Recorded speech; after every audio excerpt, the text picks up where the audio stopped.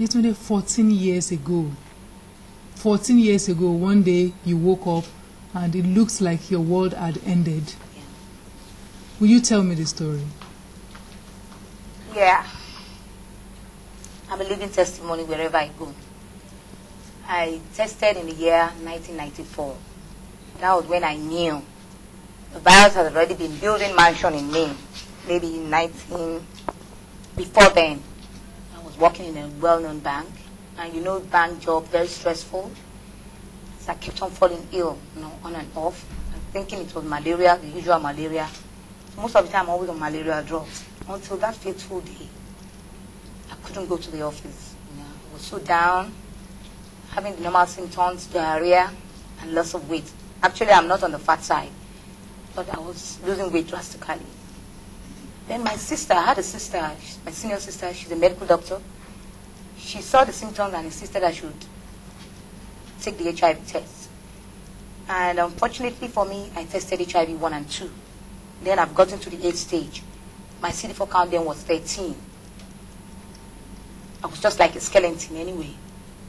So I was taken to a nearby private hospital in Surulere, well, very good hospital, where I had to go carry out a series of tests. The doctor was thinking that the virus has already damaged many parts of my body, but miraculously, I never had TB. No damages done. I was immediately placed on drugs. Then it was an Avocom and Nevapan.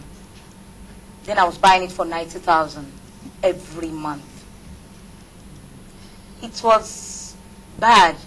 I looked back. I was a very hardworking lady. I had no relationship then, but except one. Then I was going out with a Briton, a white. Normally, we're not engaged, but we're just having something. Then we were young, and so after then, I was in the hospital for about 6 months because I was seriously sick. One thing my mother told the doctor, which normally I don't like telling people, but I had to, said the doctor should inject me to death because the way I was, there was no hope. The doctor said, I don't inject people. You brought her in here on a stretcher. She's going to walk out of the hospital on her own. Once you have that faith. My mother said, okay, let's see. They said it's AIDS. The moment you have AIDS, you don't survive it. And the doctor said, okay, let's wait and see. God knows the best. He came to my ward. He came to my room and he gave me the first Bible and said, do you believe in God? I said, yes. He said, tell God what you want God to do for you. Because at that point, you were actually really, really down. I couldn't even walk. I couldn't even urinate. Everything was just on me. My mother, that was the last time she came visiting. She didn't come back to the hospital. Then I had a little boy. I had a son of about 3 years old then. She kept the boy away from me, thinking I would infect. But the doctor gave me that courage and said, I know you're a strong lady. Many people have been coming here and they've not made it. But tell God what you want. So it was as if it was a challenge. I told God, I said, God, I have never seen you, but I believe I want to be a living testimony to others out there, especially to my mom. So after 6 months, before 6 months, I was learning how to walk like a newborn baby, taking me around the hospital. I was on drugs. I kept on believing. I kept on praying. I had that faith that I will make it. After 6 months, I got home. She couldn't recognize me. She said, are you sure the doctor was really giving you the Nevapan and the Avocom or something else?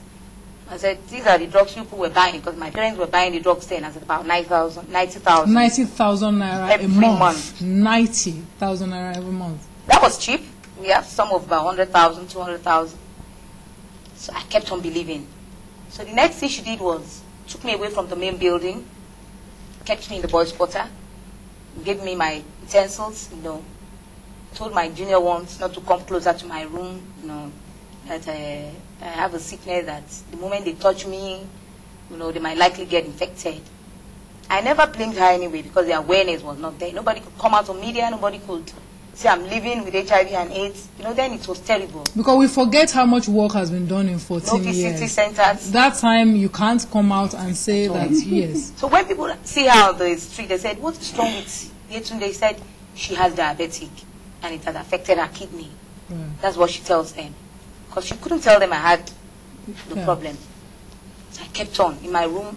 I held on to that Bible. I kept on praying.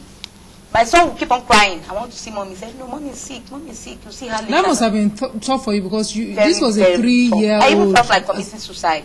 I couldn't get my son, my junior ones. They were peeping from the window.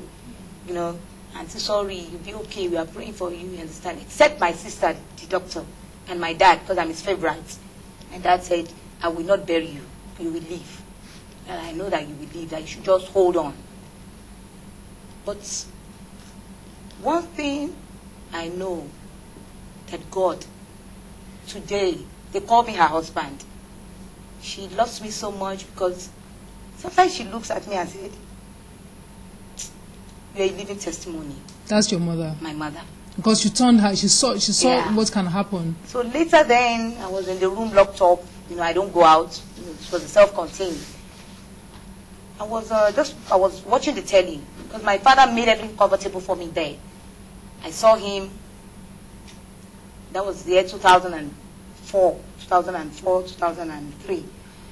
I saw him, Ibrahim Moru, and Mohammed, and Ronke Afolabi. Okay, yeah. Then I was listening. I said, God, these are people living. You know. Then she was not talking to me. My mom was not talking to me then. So I called my junior one and said, these are the same people having the same problem with me. How do I get in touch with them? So I called the media house. They gave me, they couldn't get him because he was always, you know, he's a big shot. He's my organa. So I could get Ronke. Ronke came and lashed my mother seriously. I know Ronke can Very see her stubborn. that way. You know, Yeah. that if anything happens to her, we'll get you locked up. You gotta start cooking vegetable, the best food you know that she likes. And that things encouraged my mom. They said, now, it's left for you to hold on. Let this woman know that you can still make it. And I thank God today. It was later I met Ibrahim and I went to MSF. Then he was with MSF. I said, I want to win souls for God, for Christ. He said, winning souls for HIV/AIDS. I said, yes. He said, I think I have a passion. He said, go ahead and do it. Right. Don't look right and don't look left. And that's Do how whatever is you on your mind, Yeah. and you get there. Right.